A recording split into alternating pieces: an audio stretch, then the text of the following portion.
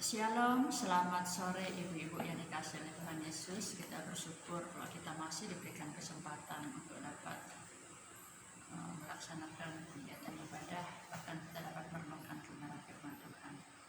Ibu-ibu yang dikasihi oleh Tuhan Yesus, sebelum kita mendengarkan firman Tuhan, kita datang kepada Tuhan melalui doa. Mari kita berdoa. Bapa yang mempunyai firman, kami siap untuk membaca, merenungkan, dan menguraikan kebenaran firman-Mu. Dan pakai hamba-Mu untuk dapat menjadi saluran berkat bagi ibu yang hadir. Arahkan hati, pikiran, konsentrasi kami tertuju pada kebenaran yang akan kami renungkan. Dalam nama Yesus kami berdoa. Haleluya. Amin.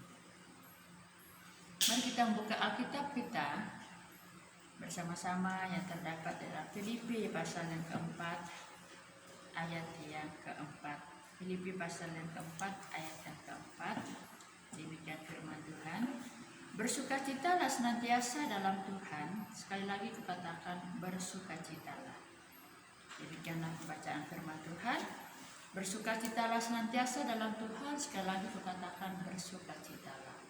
Ibu yang dikasihi oleh Tuhan Yesus, mari kita merenungkan firman Tuhan dengan sebuah tema bersukacita di segala keadaan.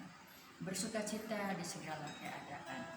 Orang biasanya bersukacita ketika sedang berada dalam situasi yang baik. Orang biasanya bersukacita ketika ia berada dalam situasi yang mengenakan atau menyenangkan. Tapi begitu keadaan berubah, berada dalam masalah, begitu keadaan berada dalam kesulitan, berada dalam situasi yang gawat dan tak mengenakan, maka rasa sukacita itu pun bisa raib seketika.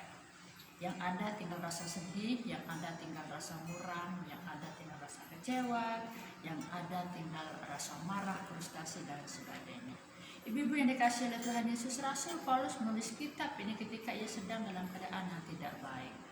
Rasul Paulus menulis kitab ini ketika dia berada di dalam penjara. Ia mengalami perlakuan yang tidak adil. Ia mengalami perlakuan yang tidak baik. Karena ia dijebloskan di dalam penjara tanpa berbuat kejahatan. Ya, sesungguhnya ia punya alasan untuk kecewa. Sesungguhnya Rasul Paulus punya alasan untuk sedih, untuk marah, atau untuk protes. Tetapi hal itu tidak dilakukannya. Karena ia tahu ini adalah konsekuensi yang ia tanggung, yang ia terima sebagai seorang pemberita Injil. Ia cukup tahu bahwa ini adalah konsekuensi dari tugasnya sebagai seorang pelayan Tuhan. Ya, itulah sebabnya kalau kita perhatikan dalam Filipi pasal 1 ayat 21. Karena bagiku hidup adalah Kristus dan mati adalah keuntungan.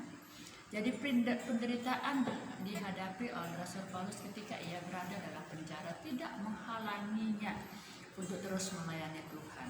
Bahkan ia tetap bersukacita dalam pengiringannya kepada Tuhan. Jadi ibu-ibu yang dikasihi Tuhan Yesus, saya sempat hadir pada kesempatan sore hari ini. Rasul Paulus mengajarkan kepada kita, kepada umat Tuhan, untuk tetap bersukacita dalam segala situasi, untuk tetap bersukacita dalam segala keadaan. Ya, dalam penderitaan, dalam jerih lelah kita melayani Tuhan. Mengapa demikian? Ibu dikasihi Tuhan Yesus, menurut penelitian, jika orang gampang marah, jika orang gampang cemas, jika orang gampang takut, jika orang gampang tertekan, maka otaknya segera mengeluarkan noradrenalin, ya, yaitu hormon yang sangat beracun yang dapat membuatnya mudah sakit atau mungkin cepat menjadi tua.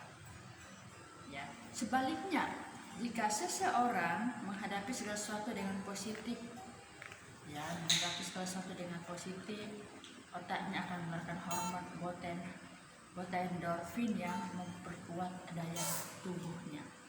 Ya, lalu menjaga sel otaknya tetap muda, melawan penuaan, ya, menurunkan agresivitas dalam hubungannya dengan sesama, ya, dapat meningkatkan semangat, ya, dapat meningkatkan semangat, dapat meningkatkan daya tahan dan kreativitas dirinya.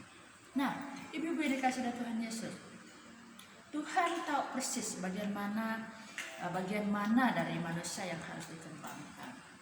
Itulah sebabnya dia memerintah kita untuk selalu bersuka cita dalam segala situasi.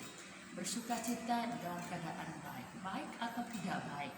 Firman Tuhan memberitakan kepada saudara-saudara sebagai kaum wanita Kristen yang ada pada saat ini untuk tetap memiliki sukacita di segala keadaan.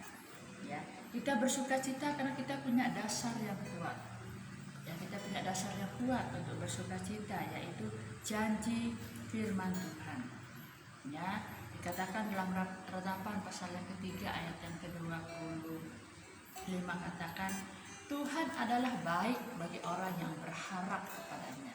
Tuhan adalah baik bagi orang yang berharap kepadanya, bagi jiwa yang mencari Dia.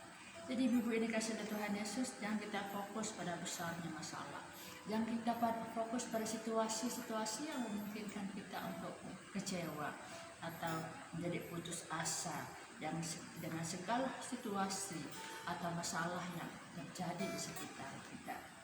Ya, melainkan arahkan mata kita kepada Tuhan.